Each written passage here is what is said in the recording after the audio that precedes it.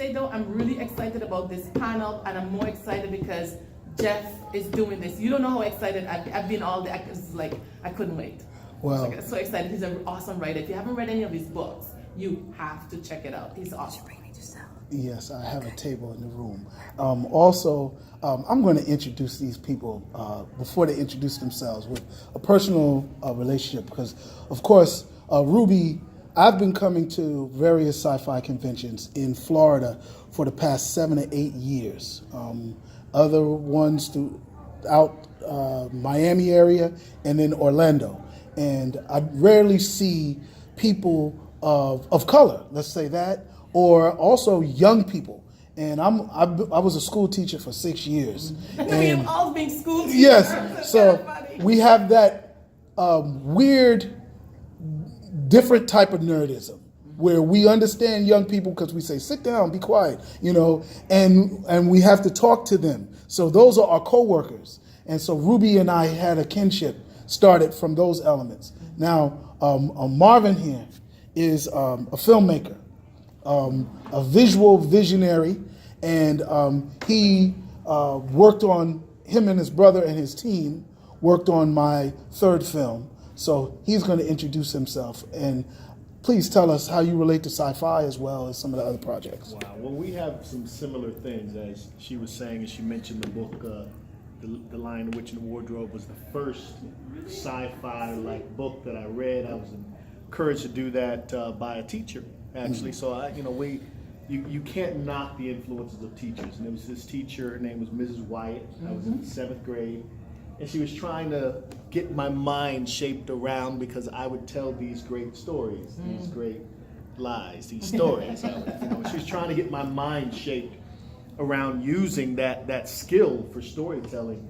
And she had me read that book, and it really absolutely changed my life. And as I got older and just reading other types of things, books, being really one of the only African-American males who actually read books, Star Wars books, and some of the trilogies. And then even now when you talk to, when The Hobbit came out and all the different series of Lord of the Rings, and knowing, I read that book, and talking to other African-Americans, asking, hey, yo, did you see that film, or did you see that book, or hey, what did you see The Matrix? And they're like, no, what are you talking about? Really just kind of reinforced the significance of that ability to create in that realm and how it is divided up culturally as well too. So one of the first films that my brother and I did was a project called Love in Context. We wrote it. It was kind of a not necessarily sci-fi, but it had to deal with death and ghosts and different things like that. And it was the first film that we shot. We shot it. It was horribly done because we didn't know what we were doing. But it was our peek into doing films that weren't necessarily categorized as African American type films. Just really wanting to be. Even now, I don't want to, categorize myself as an African American filmmaker. I just want to be a filmmaker that people embrace, including African Americans. So again, just we have some similar things. My mother actually was a teacher as well too. Oh, so there we go. Very, very connected in the teaching realm, of course. So again, I just want my connection to creating stories and film. The name of our company is Inkwell Pictures because we're primary writers. That's what we do. We create stories. So I just want to be known for creating good stories that people can get behind. And I would love to be one of the catalysts for getting African Americans and Hispanic Americans, other individuals wrapped around the aspect of what sci-fi and what fantasy and futurism actually can do and be about, and how it really shapes our world, And I love to talk like Jeff too, so I'm going to stop right there. Don't worry, I'll jump in. I'm letting you get your intro off. But now Monique is another person. You live not far from here, right? You're about a half an hour away or something like that? Okay, so we met very recent, maybe a year ago or 2 years ago. About 2 years ago. Okay. When I was pregnant with my third son. And she's a school teacher as well. And although now I introduced Marvin to this world, to this convention. He lives in Tampa, so hopefully he'll be back next year and future years. But everybody else, they just put out the call, and we either choose our panels that we want to be on, or they place us. And Monique and I, we started talking about writing very early, and there are other panels that talk about comic books and video games and writing for film, but there's something special about writing novels, even short stories. Got some short story writers in here that I'm familiar with. But writing prose is a special thing, and it's a solemn journey between you and your characters until your editor gets a hold of it, and then your readers get a hold of it. And for me, I always need second guesses, and I second guess myself a lot. And so writing is something that I had to learn to trust. I had to go 8 hours into my story. I had to finish it. And talking to other writers was always very fun for me and a needed thing. So Monique became one of those people that I leaned off early on when we met. And we don't really talk a lot, but mind you, when you do talk to those people, you pick up where you left off. So now I'm going to let her introduce her books, and and then we're going to go into some questions that I have for the panel. Like my fellow panelists, I am also a school teacher, teaching for 16 years in this county, 14 years full-time. I had two older brothers who were obsessed with D&D, Dungeons and Dragons, obsessed with anime, Robotech, G-Force, Voltron. That was my little junk food diet of sci-fi. Okay. And then I discovered Octavia Butler. I wish I had known her when I was younger, but I didn't have that privilege to know her, because I was like, oh my God, this is amazing. And then like about a year ago, I had heard about Sheree Renee Thomas. She is a phenomenal writer, phenomenal editor, and she has these 2 anthologies called Dark Matter, which is pretty much the scientific explanation of what dark matter is, in the universe and black holes. And she also makes it this poetic comparison of what black people are. Even when we're not present in sci-fi, we've always been there. Even Du Bois, am I saying his name right? He wrote a short story called The Comet, and I had read her first volume. I'm like, in 1920 it was published. Right. It was in there. It was always there. So yes, we can also be catalysts for what had already been started to rejuvenate. It's like a sci-fi Harlem Renaissance, if you will. That's a great But I'm all about that. So I'm happy to be here, excited. We all love Jeff. You're his fan, little fangirls, fanboys. Is that okay? My quick introduction is I'm a writer, filmmaker, and comic book writer. I have my first full comic book novel for sale. It's based on the character in my 3rd movie. It's called Horror Streets, and it's all horror comics. So there's blood, guts, and scare in there. But I was like Storm before she was touched by apocalypse, okay? I didn't know my full potential.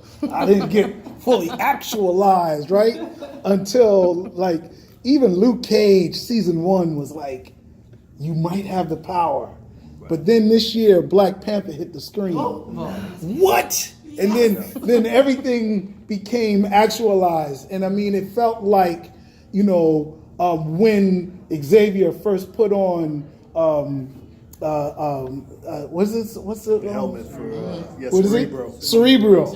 Okay, so it's like when he first put on Cerebro, I was like, oh shoot, I already knew a lot of people, but we were kind of hiding in the shadows, and even people were having their own prejudices and fears about black sci-fi, and even if we didn't call it that, we felt that's what they were calling us, right? And they would say, you can't put your face on the cover of a book because it may not, Octavia Butler had her battles. N.K. Jemisin, she's winning. Ennio Okorafor.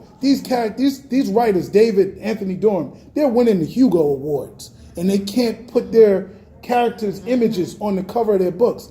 And outside of Bayan books, characters dominate sci-fi covers. That's what you read it for. You want to see this character's uniform. You want to see the planet. You want to see their villain many times. And sometimes to not have that is like putting a muzzle over your mouth. And so for Black Panther, it just knocked all of that out of the box. So I usually start off with a little conversation of what sci-fi is, and I think we covered a little bit of that. So I want to just jump right in and just say, kind of Afrofuturism, right? What does that mean to you? And then we're going to start going into some of the impacts of Black Panther in that world, because it's almost mute to talk about it before Black Panther, because now all of it means something. And if you try to talk about Octavia Butler, Stephen Barnes, Samuel Delane, all those people before Black Panther, it's like you're talking to in wireframe or black and white. Now you could talk to Obama like, all right, now, because now you can use all those examples. So tell me, what is Afrofuturism to you, anybody, and everybody gets a chance to answer. A couple things, and I'm going to ask your indulgement because I told her I'm going to do it already. I know Eleanor is not officially on our panel, but I told her when we came in I was going to unofficially add her to our panel in a sense. And the reason why is that she actually just attended a major academic type conference, right, in literacy and stuff like that. And she attended a panel specifically on this topic, and then she's written a significant article in Bibliophile Society about this whole topic and related it back to the Black Panther movie. So if you don't I'm mind gonna get that link. indulge, I'm gonna put it on Monster Panel's page. page. When you hit to that, if you don't mind, I will even cede my time for her to no share problem. sometimes. And what it means to me, because it's like, okay, why is that term? Because now it seems to be now a big deal for everybody to know that term. And in my feeling about it, you hit the nail on the head. It's the Black writer emerging again, or Black actor, or Black film, or whatever, emerging again without the constraints have taken off, and saying, hey, no, you don't have to relegate to the background. You can actually make good theater, good stories, good historical context from culture, right? African culture, African American culture, and move forward with that. And that's what it means to me. I think it's a significant, because I think if Black Panther came out and it did okay and it did great, as great as those movies did, but it devastated and dominated, and that is what is supremely excellent about it. Yeah, pretty much. I'll default to the young lady if she has before. Monique? It has a lot of meanings, a lot of definitions, but one comment that comes in my head is from the Kings of Comedy with Cedric the Entertainer. And they're talking about how the white people are like, we're going to go to the moon, we're going to go to the Mars, we're going to populate it, we're going to leave the Earth. And the black people are like, well, we coming too. So we're going to be wherever we need to be. And I'm not speaking as a monolith, but most black people have been oppressed in one way, shape, or form. So Al and I were talking about, is it escapism for fantasy and science fiction, or is it for figuring out a way to solve our problems? Right. Sometimes when you're oppressed, you want to escape. Right. But you can also figure a way to solve your problems by having a future, dreaming a future in the scientific, beautiful kaleidoscope. So yeah, that made me laugh when I was thinking about Cedric, and we're going to.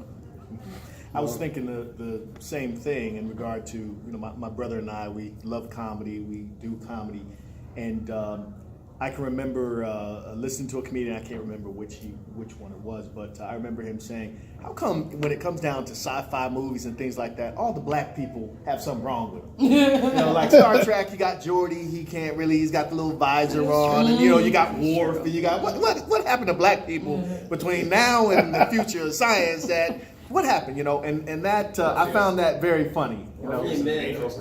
Morpheus in the Matrix is pretty cool. Right, but then she was a woman, and that's supposed to be some handicap. But my point is that I think what Black Panther did is it answered a question that had always been out there, and the question was about inclusion. Yes. I think it's about, people were surprised at Black Panther and the hit that it was, because they were surprised at the overall general inclusion. It wasn't seen as just a black film, that people came out, even though African Americans came out and supported that film, unlike any other sci-fi or Marvel type film. But I think it was that, yes, and white people came out and loved it as well too. And not only that, got all of the funny cultural aspects of it as well too. There's an aspect of Asia. inclusion. It's awesome. Absolutely, and I think that's what that is what is drawing people together. Is it's the question of inclusion being answered. Not only saying you're included as Black people in sci-fi and in the future or Afrofuturism, but also saying as white people you're included in what we're trying to do too, and it has created this bridge to build on, and that's the exciting part. Even as a filmmaker, looking at now Great. what is my cast? and Another now white what's my man to stuff fix. look I like? love this. You know what I mean? It's like, what does this look like now? What can I create now that white people understand the aspect of inclusion? And yeah, I'd love to have more white people come out to my castings and things like that. But the other way around as well too, to say that there's value in African Americans being involved in projects like that as well too, because they will draw a diverse category. I think that because we're growing as a culture, everything is diversity, right? Diversity. I just wanted to, make everything so diverse. So we'll throw a Black character in there, we'll throw a Hispanic character, we'll throw a disability character. But with Black Panther, it's because people are finally seeing the difference between diversity and inclusion. It's not Yes. big. Right. difference. It's not Yeah, tokenism. a lot of people- Exactly. Absolutely. that a lot of people don't understand. Absolutely. So I think that's what's kind of coming out. Absolutely. And the other thing, if you don't mind me saying as well, is I think another part of the catalyst is, the political environment and the divisions that are created politically.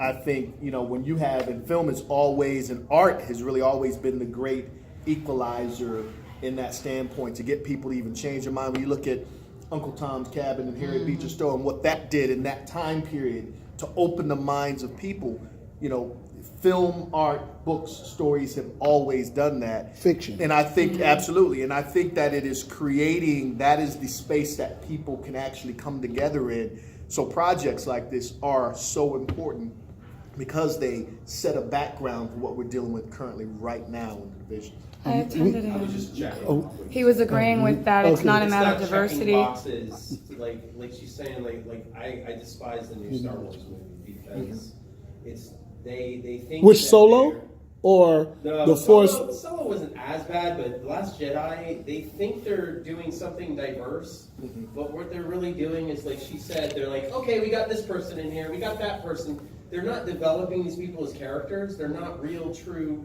people. They're just check marks on a page. Like archetypes or not, I wouldn't say caricatures, but like little They're cardboard archetypes. cookies. There's no development for them. The characters themselves have no development. It's just, okay, we got a Black person here, and we got our, gay person here, and we got our this person here. We fit everything. That's what people want, right? That's what they want. That's what sells. The thing with Black Panther was they actually developed stories for these people. Every single person in there had their own individual story. It was interesting. And it had depth. Yes. One of the things that I felt with Black Panther is it was the big reveal. Okay, having come to science fiction conventions, telling people I write sci-fi, and we live in a divided time, right? Yeah. I would have like, oh my God, Black Panther came out during this Trump era, right? And if it had came out during Barack Obama years, they had a screening at the White House, right? It would have been a whole different thing. But I'm not upset that it came out now in this time because, and I don't know who I'm voting for senator, but there's a campaign commercial that they playing in South Florida where he says, I was an astronaut and I went out to space and I looked back on Earth, and I'm not endorsing anybody, Right, but he put that image out there, right? And I'm a sci-fi guy, so science fiction analogies work on me, right? And he said he looked at Earth and he saw all the things that we accomplished as a human being and as a species. And when I think of sci-fi, I don't think of color, right? But I think of colors because our colors are real. Absolutely. And I think of a planet together. And I always told people, I said, everybody has a futuristic imagination. And to not include everybody's imagination in the future is It's a disservice. It's disservicing, but it's incomplete. Exactly. So just to think of the Western future is incomplete. I want to hear what every culture's future predictions are, because they are entertaining, and the future isn't only my future. Every culture had a future that's in that future now. On this planet. And that's beautiful. And that's why I read literature, to take me away from it. And so for a lot of my friends, I had a couple of hardcore nerds. One guy wore a superhero tie every day, and he refused to see Black Panther. Oh, wow. I mean, only time he went to see it was a month later, when we had a school field trip. And a comic book store owner, I go there all the time, one of the guys that work at the comic book, he said, oh, my girlfriend doesn't want to see Black Panther. I'm like, you guys are so resistant, thinking that this is some diversity movie or some reparations movie or affirmative action movie. I understand all of the politics of it, but at the end of the day, I tell my story. I have a story to tell. And mind you, it isn't black aliens coming down here from some black planet killing white people. At the end of the day, y'all did that with Thanos. You understand what I'm saying? But at the end of the day, I have a different portrayal. And I try to open my son up to that and say, envision what you think aliens would do. I want to hear that.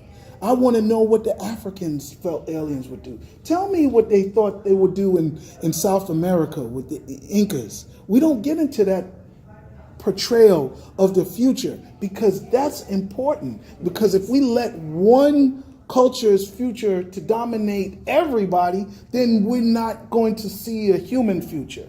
And so I like that aspect of Afrofuturism. Now, there's been some downsides to it, or some unexpected treats for me as a writer, because Afrofuturism isn't Black American futurism. It's African futurism. Supposedly, there was a woman, I need to read the article. I had tweeted it a few weeks ago. She is from, I don't remember what country she's Yes, from. from South Africa. She had said that Afrofuturism is not for Africans, And that's- it's for Black Americans. And Yeah. I was like, that is interesting. And I said, you know what? I'm not going to hate on it. Like, for instance, when you say you don't call yourself, when people call me that, I don't hate on it. I just don't think of my stories when I'm writing, and this is a Black sci-fi story, because that can become very limiting. Yes. But I think it's a human story, and I'm a Black person, so of course it may be called that, right? And that's kind of where I am, if I can just kind of Clarify. make a clarification. It's not that if someone recognizes me as being an African-American filmmaker that I'm like, well, no, I'm just a filmmaker. No, I embrace that aspect. But what I'm saying is that's not my goal. My goal is just to create films, to create stories, to build characters with depth and all of that. And if some of those characters happen to be African-American, then so be it. The problem And is if they have to... the publishing industry, I'm sorry. No, go ahead. The publishing industry is racist. We just need to say that. Or they're racist. let's just There say is an article. they're sectionally categorized. Well, Right, and they do everything right. They do everything by race. They may say they may say northeastern horror. You'd be like good southern horror. You'd be like, wait a minute, I'm just writing horror. And Kate Jameson, she writes. I mean, I think you all have heard of her. She's a Hugo Award. She's phenomenal. I want to meet her so badly. She had found out that one of her fans saw her book in the African American section. And she doesn't mind it being there. The problem is she wants it out there for everybody. Right. So that anybody could find it. Right. So, but is there a white section for Stephen King's horror? See what I mean? And that's Right. the problem. And it becomes limits limiting. you, Right. and it's not When okay. people will see, because It's not you're okay, right, because exactly. in that section, you may have some non-African Americans that may search that section, but in terms of the general traffic of Exactly. people coming into the store, if they're looking for horror, they're going to the horror section. They're not going to go to the African American section, Exactly. horror section. If they're looking for science fiction fantasy, they're going to go to the science fiction fantasy section. And so that is so. I'm very true. gonna throw shade right now. Oh, yeah. I saw 3 people pass by, and then they saw this. They're like, "Oh, let's move on now." I'm throwing shade. I'm doing it, and I'm like, So we just proved our point that it's in that section. People are like, "Well, I'm not going to read that. I'm an African American, so I'm not going to read that book." But you know what? I say that, and I'm going to go to film, because sometimes film is very bold, and I'll say this because I started off writing screenplays, and I produced film, and it was only because I got shorted in my film that I ended up writing the story into a book. And once I write it into a book, then who comes after me? The categories of literature. And the category that it was in film was not the category that it was in literature. And therefore, I had to multi-categorize it to reach the audience that I would have reached just by calling it a thriller in a film, a crime story, because I don't have a problem with it being black, but I would say I want my story like L.A. Banks was in urban fiction, African American fiction. And if you got a paranormal, put it there. Exactly. If it's science fiction, put it there. I don't care if my book is in 5 sections, because at the end of the day, it's very hard to say your story is only one genre. Most of the stories are all mystery anyway.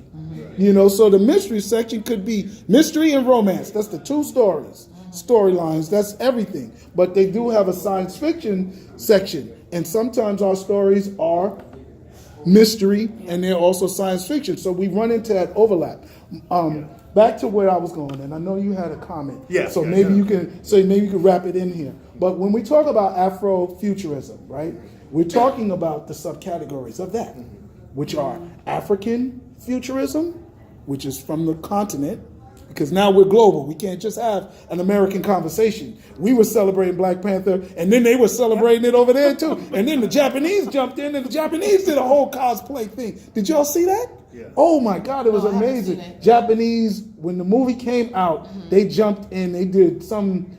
is it on YouTube? Oh yes, they had a video of them. They were dancing and they were doing a line dance too. They love to dance. For years, they've had this obsession in some areas of Japan with the hip hop culture. Yes. They have, and reggae. Oh yeah, they're ridiculous. So that's what they did, and it was. How would I find it on YouTube? It should be on my page, but just do Black Panther in Japan, and it should pop up with one of the videos.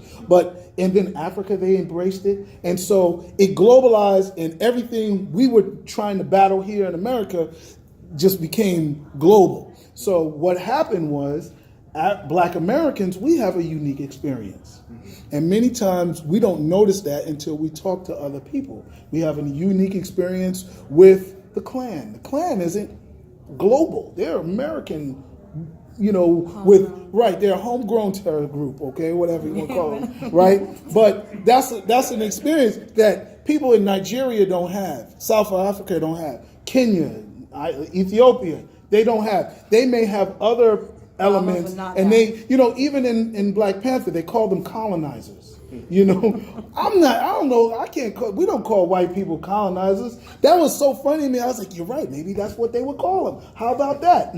So right, we may call them just people that we don't like, or racist or whatever. Every nation that has been touched by European colonization, whether it's Vietnam, where else? South American countries, any nation, island nations.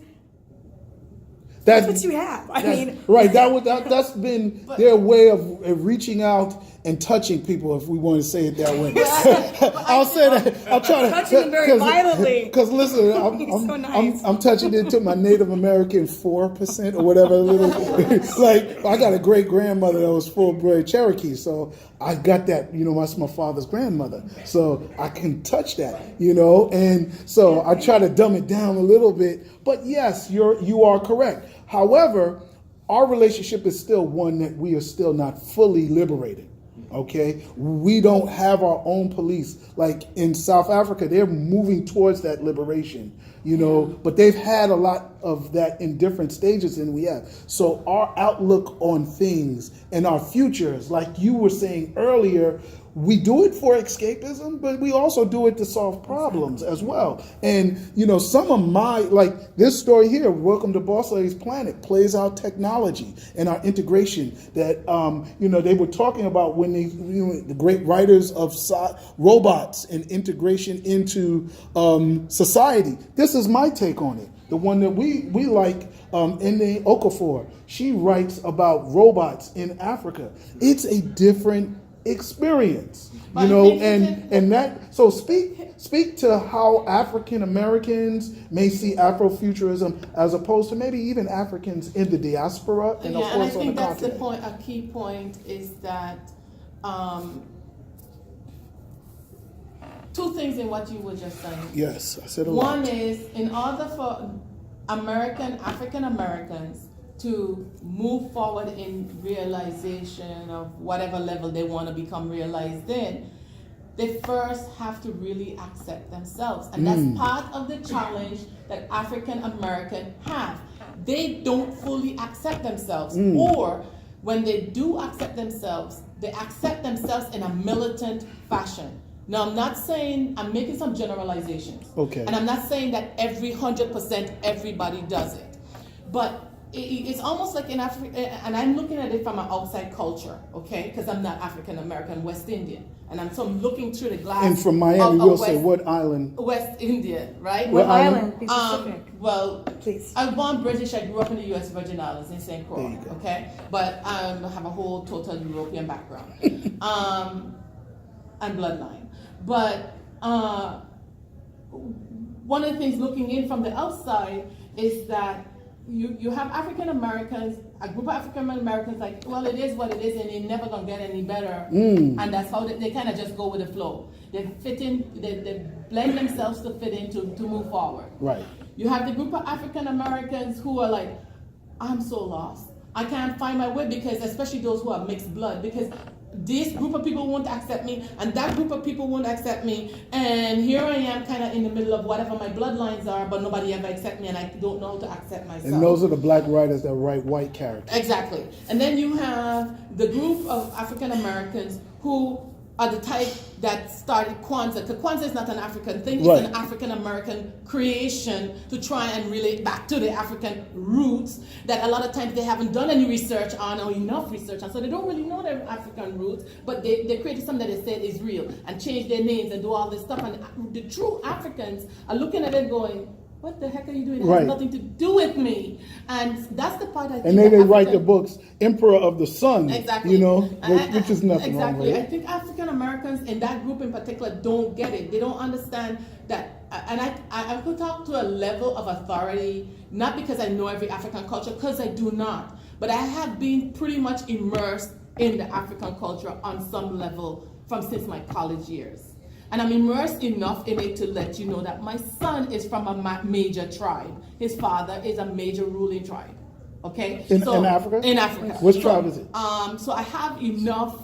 I'll tell you. That's cool, right? I have enough of a base into that foundation to understand their viewpoints on African American construct. And then you have the African American who's going to accept themselves, but they accept themselves as if they're still at war every day. In a way, they feel they are, and in a way, it is.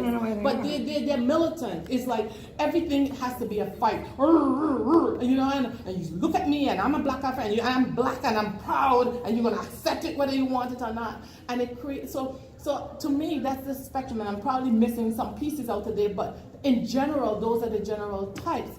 And so, like you said, in the issue of Afrofuturism, some of the Africans are saying that's an African American construct. It has nothing to do with us, or that vision doesn't match our own. And now we need to get to the place what Black Panther did. It says it didn't matter which tribe you came from. Let's bring it all together. Or whether you were the colonizer, the ultimate thing is we're working together towards a goal. And the ultimate goal is safety and well-being for all human beings within our sphere.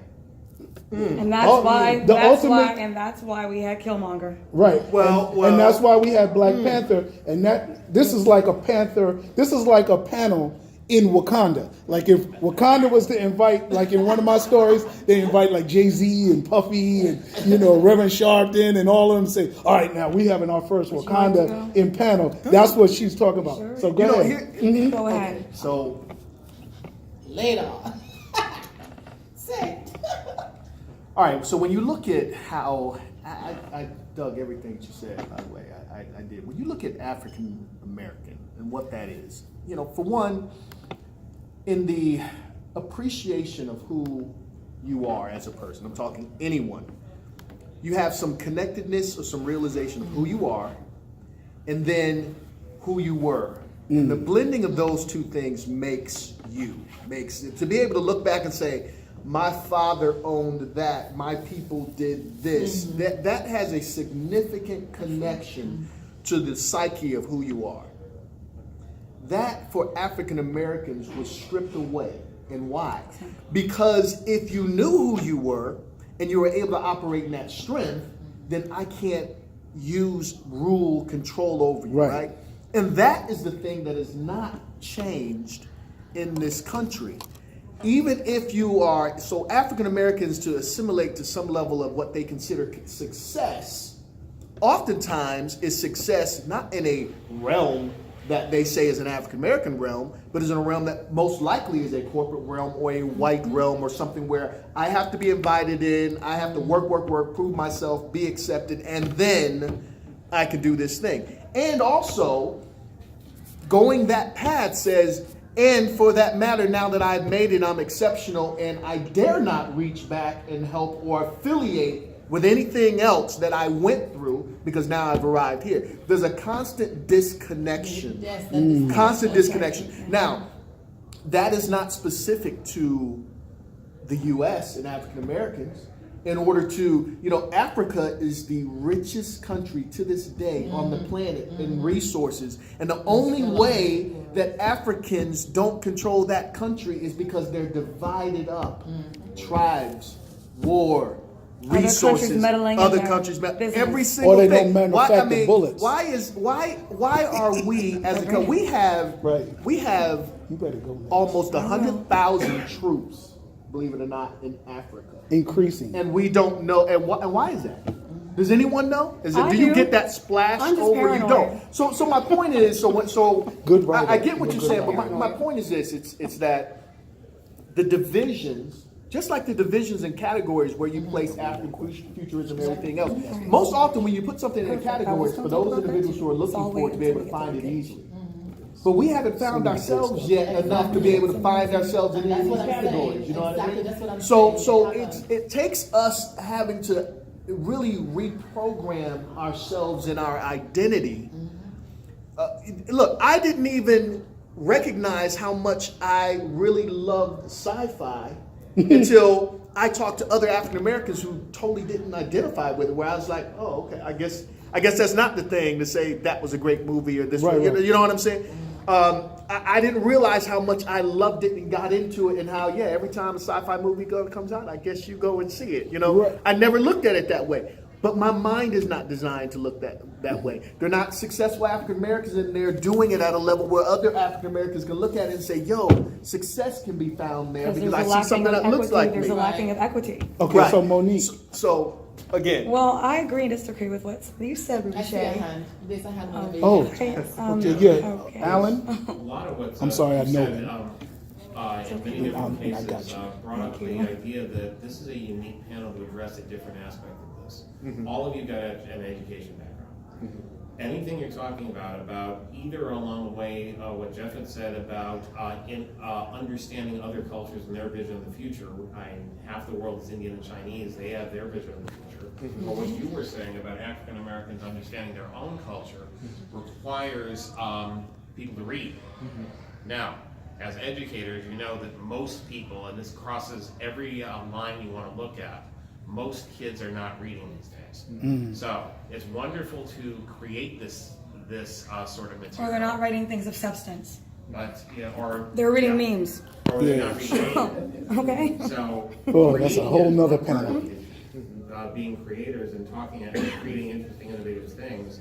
Since you've all got an education background, how do you get it into the hands and to the point where the current generation buys into your vision, actually reads what you're writing?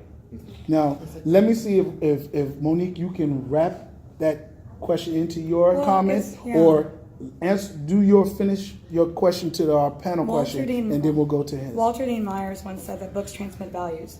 It's going to have to take a large amount of people to break down this sectionality of what the publishing industry is. Okay. Like, I have a book series that I really want to get published. So I either have option A, I self-publish it, and I don't have enough clout. Option B is I try to find an agent or editor who will back me up. Or C, I go on Indiegogo or GoFundMe and say, hello, people, help me. But because I'm a nobody, quote unquote, Or new artist. they new may, name. well, I'm a new name, thank you. Thank you. Then maybe someone will help to get the book out. Right. Now, I'm not a strange bird, but I'm in between these two worlds. I was born here. My parents are from the islands, Jamaica and Haiti. So the West Indian blood is strong. Cool. And my anger as a black woman living in this country is strong too. Whoa, watch out. And it's not like savage, rabid, rabies, viral, zombie anger. It's righteous anger for what's happened to me as a child. When I was a kid, I was a very shy, quiet little girl. And living in this world, I had to become more assertive in order to survive. Yes. So it was either you are going to be killed, your soul's going to be killed every day, or you're going to stand up for yourself and live. So the reason why I feel for the black community is because when you're living in a place where you are suppressed by white supremacy and white hegemony, am I saying that right? Hegemony or Something like that. hegemony? Thank you.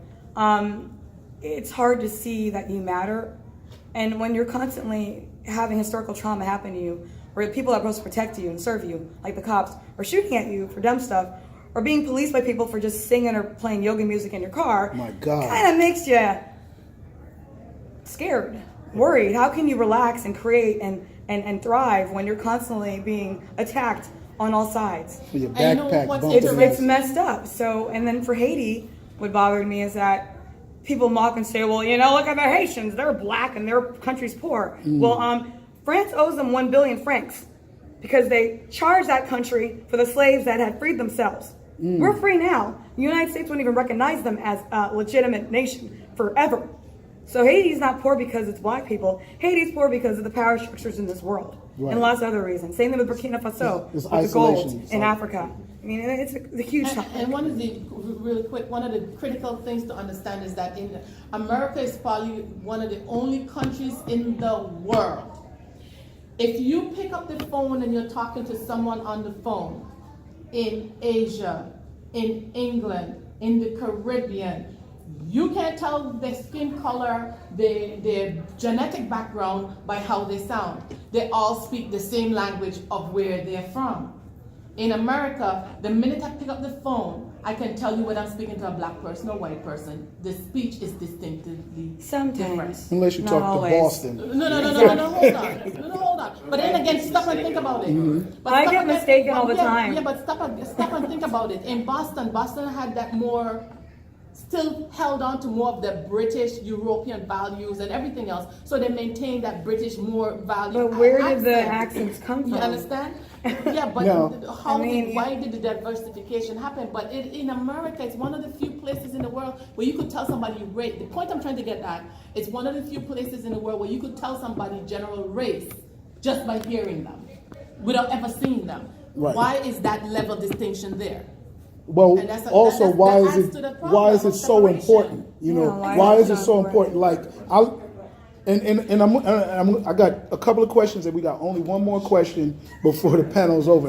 And understand this is a main stage topic, because I think what Afrofuturism offers to sci-fi world is revelating, in the sense that we almost became stagnant, right?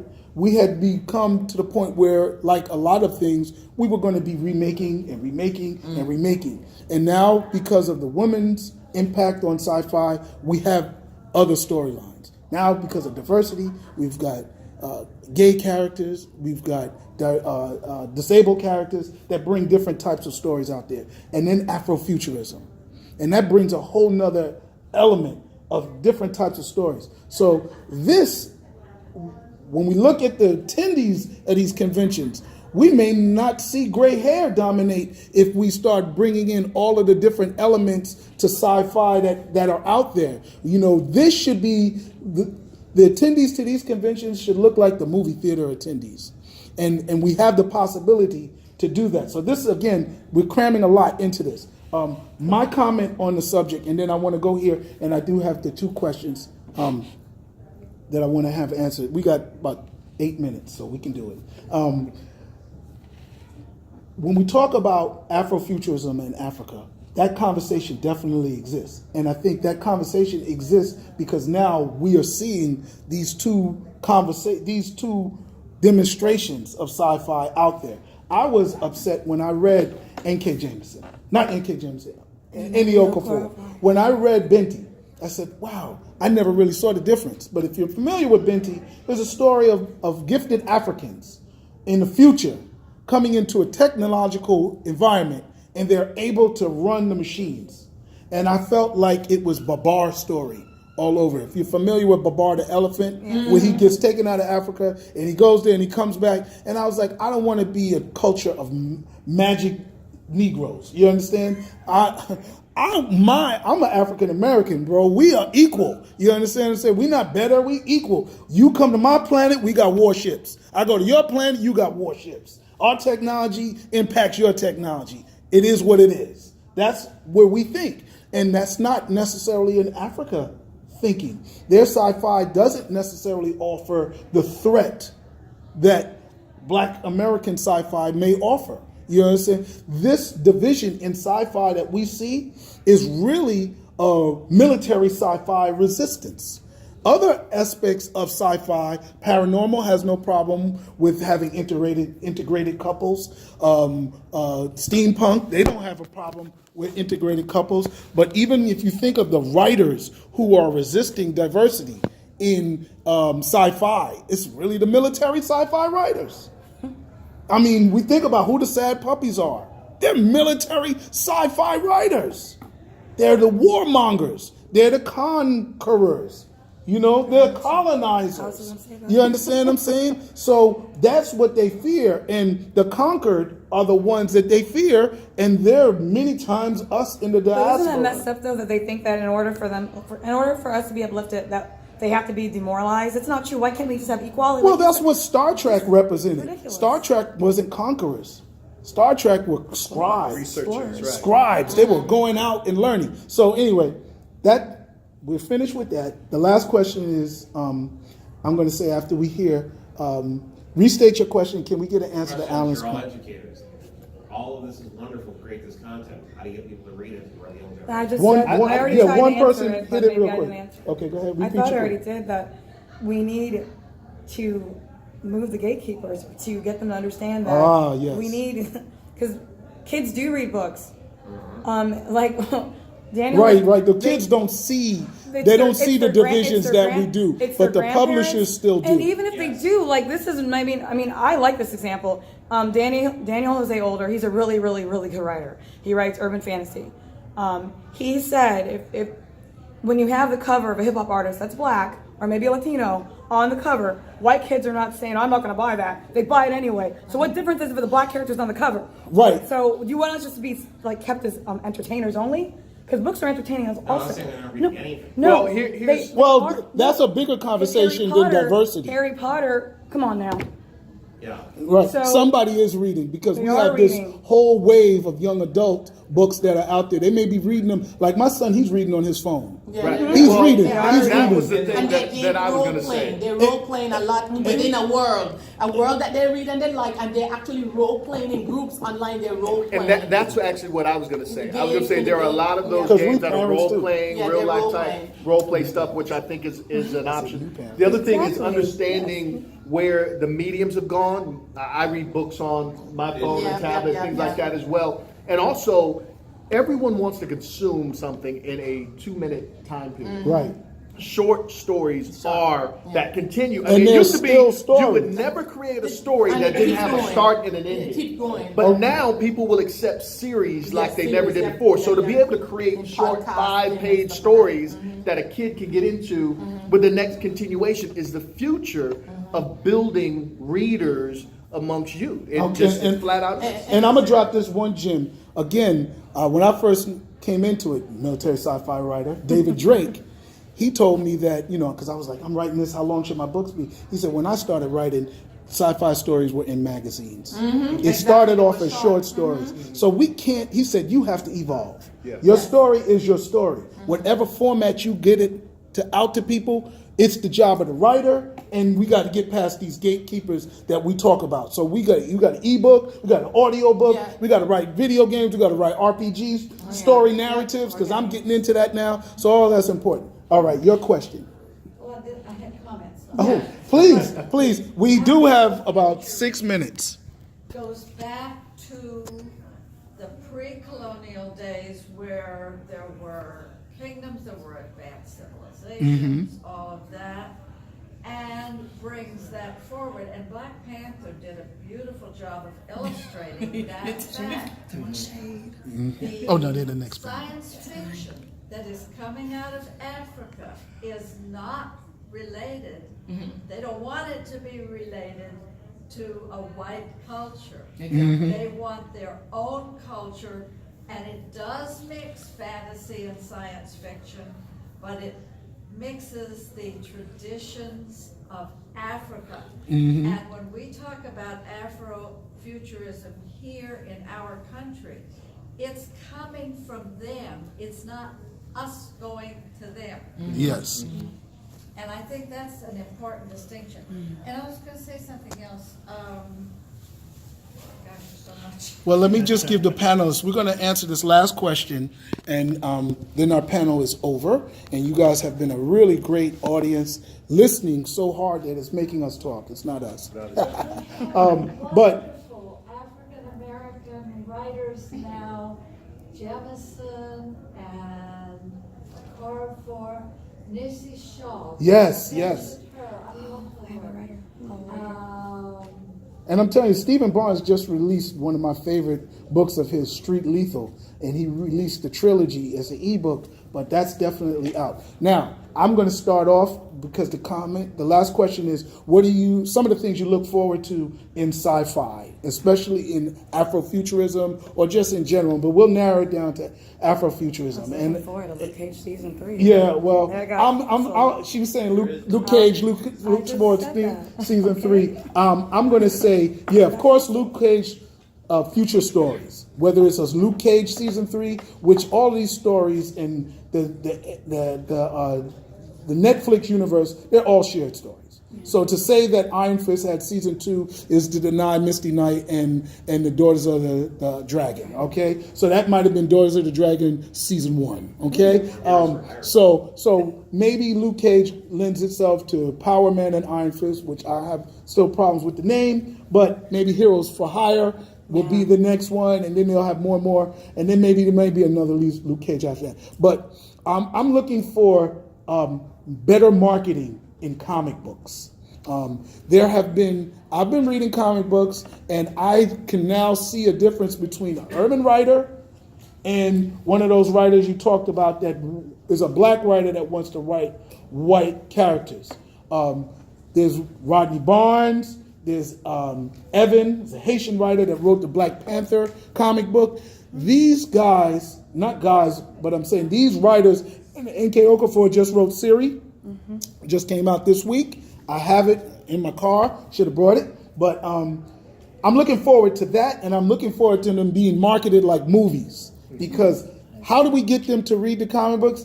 They got to know that there's writers out there that's writing them. So, Killmonger's comic book is beautiful to come out, but if you don't tell the people that went to see Black Panther, they don't go to comic book stores. These are people that don't even know comic book stores exist. Right. So they don't know how to order a comic book. They won't know. So they need to do the Breakfast Club. They need to be on Wendy Williams. They need to do all the stuff that I would do for my movie if I had the money out there. So what are you looking for, Monique? And Marvin, go down, and then we out. I piggyback. I agree. Yeah. Anything else? No, I'm same thing. I agree with that as well too. I think comic books, especially for my boys, comic books was the way to get them to really start to read and to get into it. I think comic books are significant. You've got Marvel Studios and other comic book brands that are now becoming film brands, which is kind of where I'm sitting from, graphic novels. So I think that is absolutely the way to bridge the gap between the reading aspect, the book, the Afrofuturism, and storytelling as a whole through that medium, crossing over into a much broader medium, which is the film side of it, because that's where everything is kind of pushing to and going to as well. So so Black Panther Part 2. Absolutely, absolutely. So that's good. Absolutely, but there's a series whole taking over series Wakanda. of stories that were created just by how Black Panther was done. You know, a lot of people like prequels to go, okay, what about the father, and what about, you know, I'm looking forward to those. All right, Ruby, because we over I time. think for me, definitely, I'm looking forward, of course, to further inclusion of the base and the background of the culture into whatever the stories are, in terms of getting it out there. Branding and marketing is critical, because yes, the big people will get the name out there, but the little people need to learn the tricks of the trade to help get you're a film writer, whatever, you're a movie maker, all those kind of things. Sometimes we need to work more together from a conglomerate. It's like she was saying, well, I'm trying to find an author to editor to accept my book. But sometimes you get to a point where you say, you know what, forget, I was going to say a bad word. Not I know you would. but S-C-R-A-W word. But forget them. I'll just create it myself, and then you create your own. You create your own publishing company and publish your stuff, and then also work to find others who are trying to publish that side of stuff and do things. So, like I said, on Sunday we're having a branding workshop. That's one of the places that we'll be discussing this kind of thing. How do you get it out there? How do you programmated? You know the word I'm trying to say. Promoted. Whatever, my brain is not quite working, She's but gonna go you know, more moving it forward, and that's how I see it. Well, thank you very Awesome, much. awesome. We are over time, so thank right. you. It's been an awesome panel, and we have more. The panels will be on other panels throughout the weekend.